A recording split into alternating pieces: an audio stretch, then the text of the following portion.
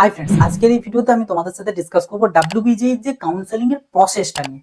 কিভাবে কি কাউন্সেলিং হয়, কবে থেকে একটা হতে পারে, এক্সপেক্টেড কিছু টাইম টেবিল এবং মানে পুরো প্রসেস প্রসিডিওরটা। কারণ আমি আমাকে হোয়াটসঅ্যাপ গ্রুপেতে বলো, পার্সোনালি বলো, বিভিন্ন ভিডিওর কমেন্ট বক্সে বলো, প্রত্যেককে জানিয়েছো যে দাদা কাউন্সেলিং প্রসেসটা কি, কিভাবে কি হয় ডিটেলসে একটা জানাতে। তো তাদের উদ্দেশ্যেই মেনলি ভাবলাম যে তাহলে সবার সাথে শেয়ার করি, যাতে একটা ওভারঅল আইডিয়া তোমরা পেতে পারো। আজকের ভিডিওতে সেটাই জানাবো, তাই অবশ্যই কিন্তু শেষ পর্যন্ত দেখবে, নাহলে মাঝে কোথাও কোনো কিছু ইনফরমেশন মিস করে গেলে কিন্তু তোমার সিট চলে যেতে পারে, তুমি সিট নাও পেতে পারো, এরকম বিভিন্ন কিছু কিন্তু ইস্যু তোমাদের আসতে পারে। তাই অবশ্যই কিন্তু ভিডিওটা স্কিপ না করে শেষ পর্যন্ত দেখবে, ভিডিওটা সবার সাথে শেয়ার করে দেবে যাতে প্রত্যেকের কাছে এই ইনফরমেশনটা পৌঁছাতে পারে।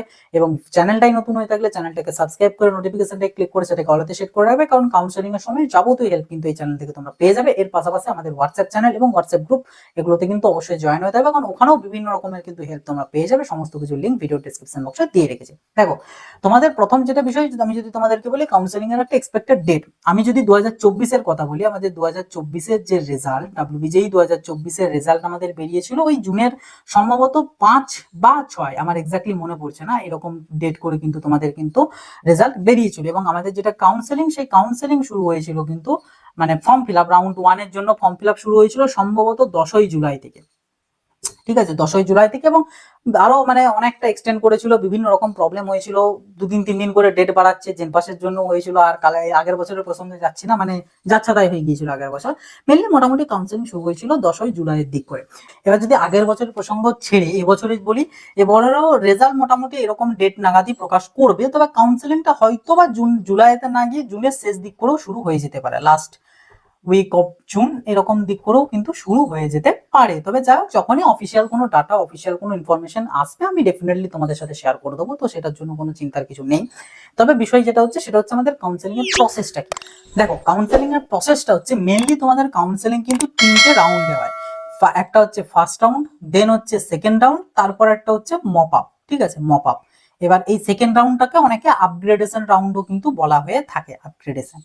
ঠিক আছে, এবার বিষয়টা কি, দেখো তোমাদের যখন রেজাল্ট বেরিয়ে গেল, তোমরা একটা ভ্যালিড র্যাঙ্ক পেয়ে গেলে, র্যাঙ্ক কার্ডে তোমাদের দুটো র্যাঙ্ক থাকবে, একটা হচ্ছে জিএমআর, যেটা কিন্তু তোমাদের ম্যাথ এবং ফিজিক্স কেমিস্ট্রি মিলিয়ে তৈরি হয়, যেটা ফর ইঞ্জিনিয়ারিং এর জন্য। আর একটা র্যাঙ্ক থাকবে তোমাদের পিএমআর, সেটা হচ্ছে অনলি ফিজিক্স কেমিস্ট্রির মার্কস নিয়ে তোমাদের তৈরি হবে, যেটা অনলি ফর ফার্মাসির জন্য। এবার এগুলো বাদে আরো অনেক ক্যাটাগরি র্যাঙ্ক থাকবে, সেগুলো কোনো কাজের নয়। ওকে, তো ওই র্যাঙ্ক গুলোর থ্রু তোমাদেরকে কিন্তু কাউন্সেলিংটা হবে, জিএমআর এবং পিএমআর এই দুটো থ্রু কিন্তু তোমাদের হবে। এবার ফার্স্ট যেটা স্টেপ তোমাদের কাউন্সেলিং শুরুর ক্ষেত্রে, সেটা তোমাদের হচ্ছে গিয়ে রেজিস্ট্রেশন। ঠিক আছে, যেমনটা তোমরা যখন ফর্ম ফিল আপ করেছিলে পরীক্ষার জন্য, তখন আগে রেজিস্ট্রেশন করেছিলে, দেন ফর্ম ফিল আপ করেছিলে, এখানেও সেম তোমাদেরকে কিন্তু আগে রেজিস্ট্রেশন ফর্ম ফিল আপ কিন্তু তোমাদের করতে হবে, রেজিস্ট্রেশন করতে হবে। এবার রেজিস্ট্রেশনে কিছুই না, জাস্ট সিম্পল কয়েকটা জিনিসকে দিতে হবে এবং ইনপুট করে পরে তোমাদের সাবমিট করে দিলে রেজিস্ট্রেশন হয়ে যাবে। এবং কাউন্সেলিং এর জন্য রেজিস্ট্রেশনের একটা ফি লাগবে, সেই ফিটা আছে তোমাদের। অন্যান্য বছর যেটা থাকে, এবছরের তো এখনো ডাটা আসেনি তাই বলতে পারবো না, তবে এটাই থাকবে আশা করছি। 500 টাকা তোমাদেরকে কিন্তু একটা ফিস দিতে হয় কাউন্সেলিং এর জন্য। তো 500 টাকা ফি পেমেন্ট করে যখনই দিয়ে দেবে, তোমার রেজিস্ট্রেশন ফুললি কমপ্লিট। এবার এখানে কিছু বিষয় হচ্ছে, যারা টিএফডব্লিউ অন করে রেখেছো তাদের অফ করতে পারবে কিনা, যারা অন করোনি এতদিনে বুঝতে পারছো এটা কি জিনিস, কত বড় একটা জিনিস, এখন অন করতে পারবে কিনা, তা মানে তাদের উদ্দেশ্যে বলবো পারবে না। ক্যাটাগরি চেঞ্জের কথা যদি কেউ বলে থাকো যে ক্যাটাগরি চেঞ্জ করতে পারবে কিনা, তাদের উদ্দেশ্যে বলবো ক্যাটাগরি চেঞ্জ করতে পারবে না। মানে এগুলো কোনো কিছু চেঞ্জ পারবে না, টুকটাক কিছু ইনফরমেশন তোমাকে এক্সট্রা করে ইনপুট করতে হবে, জাস্ট এটুকুই। তো ফর্ম ফিল আপ হয়ে গেল, ফর্ম ফিল আপের পর তোমাদের যেটা নেক্সট স্টেপ, সেটা হচ্ছে চয়েস ফিলিং। ঠিক আছে, চয়েস ফিলিং। এবং এই চয়েস ফিলিংটাই কিন্তু হচ্ছে তোমাদের সব থেকে মোস্ট ইম্পর্টেন্ট একটা কিন্তু পার্ট কাউন্সেলিং এর জন্য, এবং অ্যাজ ওয়েল অ্যাজ এটার উপর ডিপেন্ড করবে তোমার আফটার 4 ইয়ার্স কেমন যাবে, কিভাবে কাটবে, কি কোর্সে পড়বে, পুরো ডিটেলসটা ডিপেন্ড করছে। এবং এটা এমন একটা জিনিস, এটার ক্ষমতা আছে তোমাকে আবার একটা বছর ড্রপ দিয়ে দেওয়া, মানে দেওয়ানোর আগে। সো এটা মোস্ট ভাইটাল একটা জিনিস বা মোস্ট ভাইটাল একটা প্রসেস, চয়েস ফিলিং। এটা করতে হবে, এবং এটাতে যাবতীয় রকম হেল্প, যা কিছু ডাউট তোমাদের থাকবে সব আমি ক্লিয়ার করে দেবো এই চ্যানেলের থ্রু। তাই অবশ্যই কিন্তু সাবস্ক্রাইব করে রাখবে। এবং চয়েস ফিলিংটা বেসিক্যালি কিছুই না, তোমাদেরকে প্রেফারেন্স অনুযায়ী কলেজ সাজাতে হবে, বাট এই সাজানোটার হচ্ছে তোমাদের দাম। এই সাজাতে ঠিকঠাক না পারলে তোমাকে ড্রপ হয়ে যেতে পারে নেক্সট ইয়ারের জন্য। আবার একটা ভালো র্যাঙ্ক থাকা সত্ত্বেও খারাপ কলেজ আসতে পারে, খারাপ র্যাঙ্ক আসা সত্ত্বেও ভালো কলেজ আসতে পারে। সবটাই হচ্ছে চয়েস ফিলিং এর দাম। তো চয়েস ফিলিং এর যাবতীয় হেল্প পেয়ে যাবে, এবং আমি তোমাদেরকে মানে পার্টিকুলারলি চয়েস ফিলিং লিস্ট আমি তোমাদের দিয়ে দেবো, সো চিন্তার কিছু নেই। তো এটা গেলো চয়েস ফিলিং। এবার হচ্ছে চয়েস ফিলিং এর পর তোমাদের ফার্স্ট রাউন্ডের রেজাল্ট। ঠিক আছে, ফার্স্ট রাউন্ডের রেজাল্ট বা বলতে পারো অ্যালটমেন্ট। তো এতে কি হবে, যারা যে রকম চয়েস ফিলিং করেছো এবার সেই ক্যাটাগরি অনুযায়ী এবং র্যাঙ্ক অনুযায়ী যদি তোমার কোনো কলেজ পাওয়ার থাকে তাদের অ্যালটমেন্ট পেয়ে যাবে। মানে এখানের পর থেকে তোমাদের দুটো ভাগে ভাগ হয়ে যাবে, একটাতে হচ্ছে তোমরা অ্যালটমেন্ট পাবে, ঠিক আছে, অ্যালটমেন্ট পাবে, আর একটা হচ্ছে তোমাদের নো অ্যালটমেন্ট। নো অ্যালটমেন্ট তারা মানে যারা পেলে না আর কি, অবভিয়াসলি যারা যার ধরো 90,000 র্যাঙ্ক, সে যদি বলো যে আমি টেকনো কলেজ নেবো, টেকনো মেন সল্ট লেক নেবো, তো ডেফিনেটলি সে পাবে না।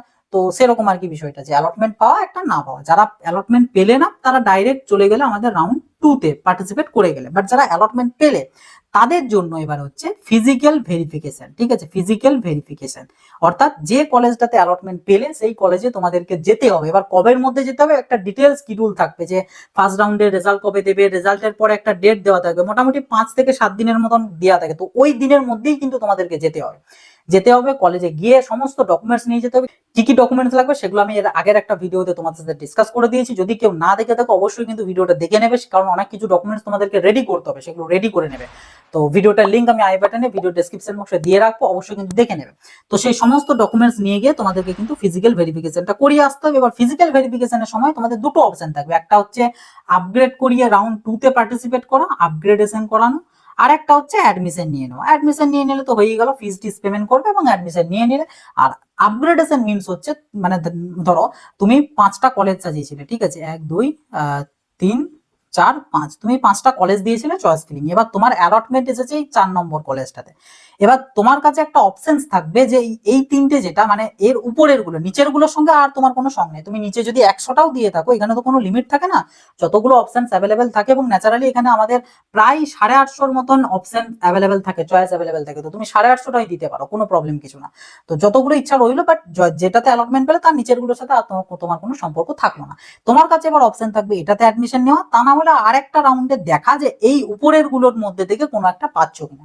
তো ওটার জন্যই মেনলি আপগ্রেডেশন। আপগ্রেডেশন করা মানে তুমি যদি পাও আর কি, এই উপরের গুলোর জন্য যদি এলিজিবল হও বা যদি পাওয়ার সম্ভাবনা থাকে, তাহলে রাউন্ড 2 তে সে এগুলোর মধ্যে যে কোনো একটা পেয়ে যাবে। যদি না পাও সেক্ষেত্রে এটাই আবার তোমার কাছে রাউন্ড 2 তে ফিরে আসবে। এটা হচ্ছে মেনলি আপগ্রেডেশন, ঠিক আছে। এগুলোতেও অনেক স্ক্যাম আছে, অনেকে অনেক কিছু বলে, সেগুলো আমি পরে কাউন্সেলিং এর সময় বলবো, এখন বলছি না। এখন জাস্ট প্রসেসটাকে জেনে রাখো যে আপগ্রেডেশন তোমাদেরকে কিন্তু করাতে হবে, ঠিক আছে। আপগ্রেডেশন ফর্ম আছে, জমা দিয়ে পরে ফিজিক্যাল ভেরিফিকেশনের সমস্ত ডকুমেন্টস এর সাথে এটাও জমা দিতে হবে, দিয়ে আপগ্রেডেশন করে গেলে এবার এলো আমাদের রাউন্ড 2। রাউন্ড 2 এর যেদিন রেজাল্ট বেরোবে সেই দিনের ক্ষেত্রে এবার তোমার কাছে অপশনস থাকবে দুটো, হয় মপআপে যাওয়া মানে আর একটা রাউন্ড দেখা, আর আদারওয়াইজ অ্যাডমিশন নেওয়া। এবার এখানে একটা বিষয়, সেটা হচ্ছে এই রাউন্ড এই উপরটাতে মানে মপআপের আগে যেমন কি হচ্ছে, রাউন্ড 1 এ যারা অ্যালটমেন্ট পাচ্ছ তাদের কাছে একটা কলেজ সিকিউর রইলো, যে তুমি যদি রাউন্ড 2 তে নতুন কলেজ না পাও তাহলে আগেরটা ফেরত পাবে। কিন্তু রাউন্ড 2 থেকে মপআপেতে এই সিস্টেমটা নেই। মানে রাউন্ড 2 তে তোমার যে কলেজটা রইলো সেটা হতে পারে যারা অ্যালটমেন্ট রাউন্ড 1 এ পাওনি রাউন্ড 2 তে পেলে সেই কলেজটা, হতে পারে যারা আগের রাউন্ডে অ্যালটমেন্ট পেয়ে আপগ্রেডেশন করেছিলে এবং সেম কলেজ এসেছে, বা হতে পারে আপগ্রেডেশন করে নতুন কলেজ এসেছে। যাই হোক না কেন, তোমার কাছে একটা কলেজ রয়েছে, তুমি একটা কলেজ পেয়েছো, তো এই কলেজটাতে হয় অ্যাডমিশন নেওয়া, না হলে কলেজটা ছেড়ে দেওয়া। এই সিটটা কিন্তু তোমার আর থাকবে না। আমার তার কারণ মপআপ রাউন্ডের জন্য আবার ফের এই রেজিস্ট্রেশন করতে হবে। তখন সেক্ষেত্রে যারা আগে মানে রাউন্ড 1 রাউন্ড 2 তে পার্টিসিপেট করোনি তাদের জন্য সম্ভবত 700 টাকা লাগে, আর যারা পার্টিসিপেট করেছিল তাদের 200 বা 250 এরকম কিছু একটা লাগে। তো দিয়ে পরে রেজিস্ট্রেশন করতে হবে, আবার তোমাদের চয়েস ফিলিং করতে হবে, দেন তোমাদের মপআপ রাউন্ডের রেজাল্ট আসবে। তো ওই যে রেজাল্ট আসবে তখন কিন্তু আর তোমার রেজাল্টে অ্যালটমেন্ট আসতেও পারে, নাও আসতে পারে। মানে এমনটা নয় তোমার রাউন্ড 1 রাউন্ড 2 তে অ্যালটমেন্ট ছিল মানে মপআপেও থাকবে, এটার কোনো গ্যারান্টি কিন্তু কিছু নেই। বা এই যে সিটটা, এই সিটটাও যে তোমার জন্য রইলো, মপআপে যদি না আসো বা না পাও, তুমি রাউন্ড 2 তে যেটা পেয়েছিলে সেটা গিয়ে ভর্তি হবে, এই অপশন কিন্তু তোমার কাছে থাকবে না। তাই রাউন্ড 2 তে খুব ভেবেচিন্তে ডিসিশনটা নিতে হয় যে তুমি কলেজটাকে ছেড়ে দেবে নাকি ভর্তি হবে। হলো, এবার হচ্ছে মপআপ আসবো। মপআপে তো বলেই দিলাম, মপআপের ক্ষেত্রে আবার নতুন করে রেজিস্ট্রেশন করতে হয়। এবার ক্যান্ডিডেটরা ধরো একটা ক্যান্ডিডেট সে চাইলে রাউন্ড 1 রাউন্ড 2 তে নাও পার্টিসিপেট করতে পারে, কোনো প্রবলেম কিছু না। এমনটা নয় যে রাউন্ড 1 রাউন্ড 2 তে পার্টিসিপেট না করলে মপআপে পার্টিসিপেট করতে পারবে না, এমনটা নয়। মপআপে পার্টিসিপেট করতে পারবে, আর যারা রাউন্ড 1 রাউন্ড 2 তে পার্টিসিপেট করছো এবং অ্যাডমিশন নাও নি তারাও মপআপে পার্টিসিপেট করতে পারবে। শুধুমাত্র যারা রাউন্ড 1 রাউন্ড 2 তে পার্টিসিপেট করে ভর্তি হয়ে গিয়েছো তারা কিন্তু মপআপেতে আর পার্টিসিপেট করতে পারবে না, বাকি সবাই কিন্তু পারবে। তো মপআপে গেলে মপআপেও সেম জিনিস, ফর্ম ফিল আপ করবে, চয়েস ফিলিং করবে, দেন মপআপের রেজাল্ট আসবে। এবার মপআপেতে তোমাকে ফাইনাল ডিসিশন নিতে হবে যে তুমি অ্যাডমিশন হবে কি হবে না, যেটা এলো ভর্তি হবে কি হবে না। যদি হও ভালো জিনিস, যদি না হও বাস আর কিছু তোমার রইলো না, এবার তোমাকে ওই ডাইরেক্ট ভর্তি টর্তি দেখতে হবে, কোনো কলেজে কলেজে ঘুরে ঘুরে ভর্তির জন্য দেখতে হবে। এটা হচ্ছে ফুল কাউন্সিলিং এর প্রসেস। এবার এটার পাশাপাশি আর একটা হয়, সেটা হচ্ছে ডিসেন্ট্রালাইজড কাউন্সিলিং, যেটা অনলি ফর গভর্নমেন্ট কলেজগুলো।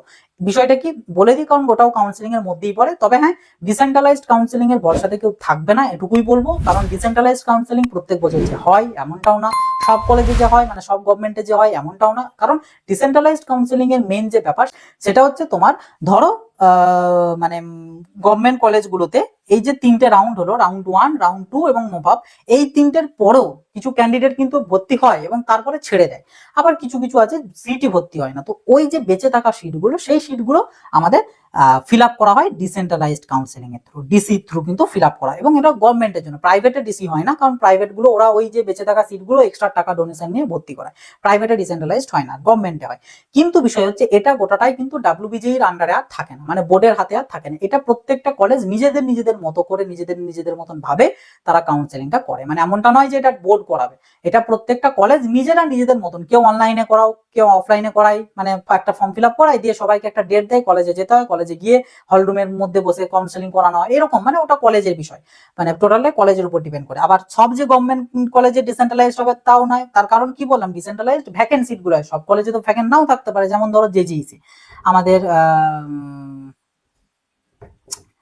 জেজিইসি জলপাইগুড়ি গভর্নমেন্ট যে ইঞ্জিনিয়ারিং কলেজটা রয়েছে, সেখানে সিট নাও বেঁচে থাকতে পারে। যদি বেঁচে থাকে তবে তাদেরও ডিসি হবে, যদি না থাকে তাদের ডিসি হবে না। যে কারণে বলছি ডিসির ভরসাতে কেউ থাকবে না, কারণ এটাতে তুমি মানে কি বলবো, চান্স পেতেও পারো, নাও পেতে পারো। তার থেকেও বড় কথা, কতগুলো সিট থাকবে সেটারও কোনো মানে ঠিক ঠিকানা থাকবে না। তো একটা মানে ভরসা না করাটাই বেটার। তো এই হচ্ছে আমাদের পুরো কাউন্সেলিং প্রসেস ডাব্লিউবিজি এর জন্য, আপ টু একদম ডিসেন্ট্রালাইজড পর্যন্ত। আশা করছি কাউন্সেলিং প্রসেসটা নিয়ে তোমাদের ডাউট থাকার কথা নয়। হ্যাঁ, এখানে অনেক কিছু প্রশ্ন তোমাদের আসবে, যেমন হচ্ছে দাদা আমি ফর্ম ফিল আপের সময় ওবিসি সিলেক্ট করেছিলাম, এখন ওবিসি এনসিএল পাচ্ছি না, তো ওটা চেঞ্জ করতে পারবো কিনা, আমি জানাবো পরে। ইডাব্লিউএস এর ক্ষেত্রে সেম জিনিস, ইডাব্লিউএস সার্টিফিকেট পাচ্ছি না, তারা কি করবে? টিএফডাব্লিউ রা কি করবে? টিএফডাব্লিউর বেনিফিট কি? টিএফডাব্লিউ তে কি কি সুবিধা পাওয়া যেতে পারে? সব কিছু নিয়ে আমি ডিটেলসে পরে জানাবো। বাট আপাতত কাউন্সেলিং এর পুরো প্রসেসটা তোমাদের সাথে ডিসকাস করলাম এবং আশা করছি ক্লিয়ার করতেও পেরেছি যে কিভাবে কি কাউন্সেলিং প্রসেসটা আমাদের চলে এবং কি কি স্টেপ রয়েছে, কি কি স্টেজ রয়েছে, সমস্ত কিছু ডিটেলসটা। তো এই ছিল ভিডিও, এবং ভিডিওটা সবার সাথে খুব বেশি করে শেয়ার করে দিও, যাতে প্রত্যেককে এই তথ্যটা কিন্তু জানতে পারে। এবং কারণ খুবই গুরুত্বপূর্ণ তো তথ্য, এবং এক একটা স্টেপের কোনো জিনিস মিস করে গেলে, যেমন এখানে ফিজিক্যাল ভেরিফিকেশন যদি কেউ না করে, তো সে আর রাউন্ড 2 তেও যেতে পারবে না এবং মোকাবেও পার্টিসিপেট করতে পারবে না, যদি সেই ফিজিক্যাল ভেরিফিকেশনটা না করায়।